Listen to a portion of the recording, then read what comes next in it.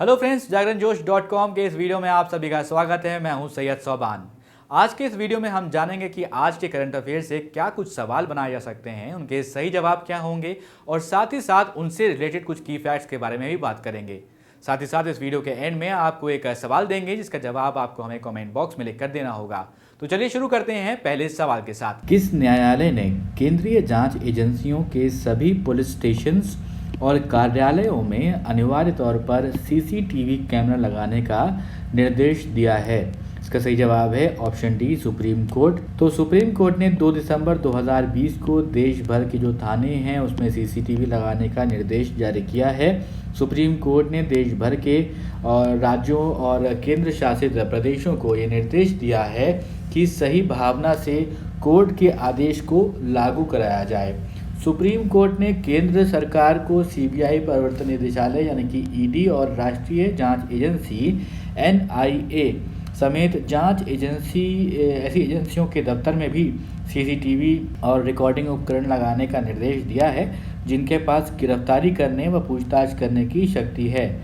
Supreme court ने यह कहा है कि नारकोटिक्स कंट्रोल ब्यूरो, राजस्व इंटेलिजेंस विभाग और गंभीर धोखाधड़ी जांच कार्यालय समेत ज़्यादातर जांच एजेंसियों सहित देश के सभी थानों में सीसीटीवी लगाना अनिवार्य होगा।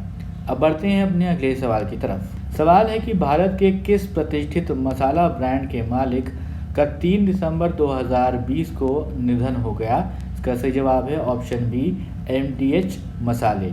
दोस्तों, आपको बता दें कि एमडीएच के मालिक महाशय धर्मपाल गुलाटी का 3 दिसंबर 2020 को निधन हो गया। इससे पहले धर्मपाल गुलाटी कोरोना वायरस से संक्रमित हो चुके थे, पर कोविड को मात देने के बाद 3 दिसंबर को उन्हें दिल का दौरा पड़ा, जिसके बाद उनका निधन हो गया।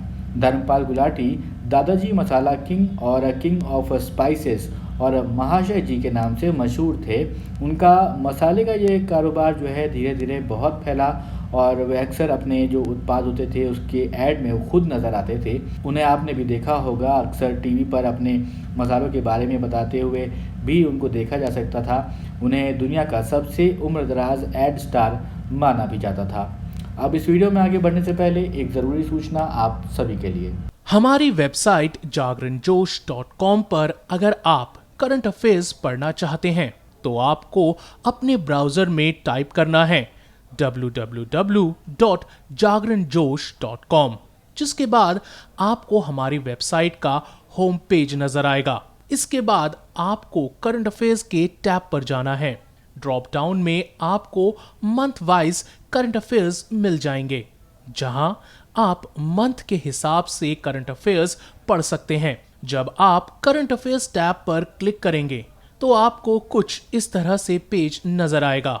अगर आप कैटेगरी वाइज करंट अफेयर्स पढ़ना चाहते हैं तो आप अपनी पसंद के हिसाब से कोई भी कैटेगरी चूज कर सकते हैं, जिसमें latest, national, international, sports, technology और इकोनॉमी जैसी कैटेगरीज मौजूद हैं। अब बढ़ते हैं अपने अगले सवाल की तरफ। किस राज्य की कैबिनेट ने जाति आधारित नामों वाली सभी आवासीय कॉलोनियों का नाम बदलने का प्रस्ताव को मंजूरी दी है? इसका सही जवाब है महाराष्ट्र। तो इस 2 दिसंबर 2020 को महाराष्ट्र कैबिनेट ने जाति के आधार पर जो भी कॉलोनीज़ के नाम रखे गए थे उनको बदलने के प्रस्ताव को मंजूरी दी है। इसके साथ ही महाराष्ट्र राज्य में जाति आधारित नामों वाली सभी आवासीय कॉलोनीज़ की जैसे कि ब्राह्मणवाड़ा, महारवाड़ा, ढोर बस्ती, बौद्धवाड़ा, माली गली और मांगवाड़ा नाम का इनका बदलकर समता नगर, भीमनगर, ज्योति नगर, शाहू नगर और क्रांति नगर कर दिया जाएगा। महाराष्ट्र सरकार के मुख्यमंत्री के कार्यालय की तरफ से कहा गया है कि इन क्षेत्रों का नाम बदलने का निर्णय सामाजिक सौहार्द और राष्ट्रीय एकता को बनाए रखने के लिए किया गया है। अब बढ़ते हैं अपने अगले सवाल की तरफ। सवाल है कि इस राज्य ने सरकारी योजनाओं के वितरण के लिए द्वारे सरकार कार्यक्रम की शुरुआत की है? इसका सही जवाब है पश्चिम बंगाल, ऑप्शन बी। तो पश्चिम बंगाल सरकार ने अपने राज्य में विभिन्न सरकारी योजनाओं की डोर स्टेप डिलीवरी के लिए 1 दिसंबर 2020 से द्वारे सरकार कार्यक्रम नाम से एक विशाल आउटरीच जो है प्रोग्राम शुरू किया है। बंगाल की टीएमसी यानी तृणमूल कांग्रेस ने वर्ष 2021 में राज्य में होने वाले विधानसभा चुनावों को ध्यान में रखकर इस मुहिम की शुरुआत की है।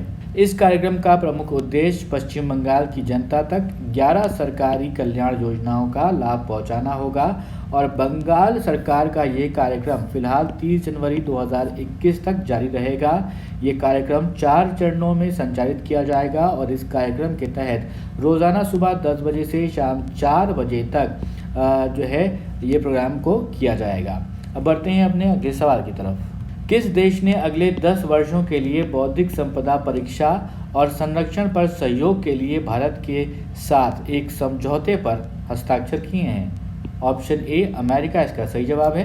भारत और अमेरिका ने अगले 10 वर्षों के लिए बौद्धिक संपदा परीक्षा और संरक्षण पर सहयोग करने वाले दोनों देशों में आईपी सिस्टम को मजबूत करने के लिए एक समझौते पर हस्ताक्षर किया है और भारत और अमेरिका के बीच इससे पहले पूर्व जो है मतलब हस्ताक्षरित समझौते 9 वर्ष पूर्व समाप्त हो गया था और इस समझौते के तहत दोनों देश patent, trademark, copyright, industrial design और भौगोलिक संकेत जैसे क्षेत्रों में आने वाले 10 वर्षों तक आईपी अधिकारों को हासिल करने, उन्हें अपने देश में लागू करने और उन्हें अधिकारों का उपयोग कर सकते हैं। और इस समझौते के बाद भारत और अमेरिका के बीच जो है बौद्धिक संपदा यानी कि आईपी प्रणाली में मजबूती आएगी और नवाचार के साथ साथ परस्पर विश्वास भी बढ़ेगा।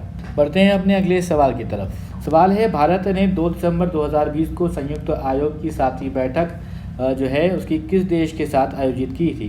तो इसका सही जवाब है ऑप्शन डी सूरीनाम। तो विदेश मंत्रालय ने यह बताया था कि भारत और सूरीनाम संयुक्त आयोग की 7वीं आभासी बैठक इन्हीं दोनों देशों के बीच 2 दिसंबर 2020 को आयोजित की गई थी और इस बैठक के दौरान दोनों पक्षों के ने द्विपक्षीय संबंधों की समीक्षा करने, राजनीतिक संवाद को गहरा करने और उसको मजबूत प्रणाली के महत्व पर चर्चा करने के साथ साथ बहुपक्षीय और क्षेत्रीय सहयोग पर विचारों का आदान प्रदान किया है।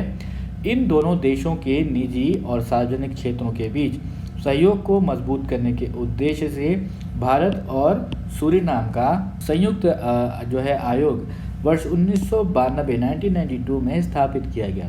सूरीनाम ने संयुक्त राष्ट्र सुरक्षा परिषद में स्थायी सीट के लिए वर्ष 1998 से भारत की उम्मीदवारी का समर्थन किया। आर्थिक क्षेत्र में दोनों ही देशों के बीच जो है द्विपक्षीय व्यापार जो है कुल $228.49 मिलियन था। दोस्तों, अब पिछले वीडियो का सवाल, किस देश की सरकार ने घोषणा की है कि वो लोगों को मुफ्त में कोविड-19 वैक्सीन की 3 करोड़ खुराक प्रदान करेगा? आप में से बहुत सारे दोस्तों ने सही जवाब बताया, इसका बांग्लादेश का सही जवाब है। तो बांग्लादेश सरकार ने घोषणा की है कि वो लोगों को मुफ्त में कोविड-19 वैक्सीन की 3 करोड़ खुराक प्रदान करेगा। प्रधानमंत्री जो हैं शेख हसीना वहाँ की, उनकी अध्यक्षता में मंत्रिमंडल की बैठक के बाद ब्रीफिंग हुई मीडिया के सामने और कैबिनेट सचिव खांडकर अनवारुल इस्लाम ने ये बताया कि सरकार ने पहले ही Serum Institute of India SII से ऑक्सफोर्ड एस्ट्राजेनेका कोविड-19 वैक्सीन की 3 करोड़ खुराक खरीदने के लिए सहमति दे दी है। अब एक सवाल आपके लिए जिसका जवाब आपको हमें कमेंट बॉक्स में लिख कर देना है। सवाल है, आंध्र प्रदेश राज्य का एक्वाकल्चर सेक्टर इस राज्य की अर्थव्यवस्था में लगभग कितने करोड़ रुपए का वार्षिक योगदान देता है? ऑप्शन ए लगभग 40,630 करोड़ रुपए, ऑप्शन बी लगभग 60,680 करोड़ रुपए, ऑप्शन सी लगभग 50,660 करोड़ रुपए या फिर ऑप्शन डी 45,353 करोड़ रुपए। आप अपने जवाब हमें कमेंट बॉक्स में लिखकर बताइए।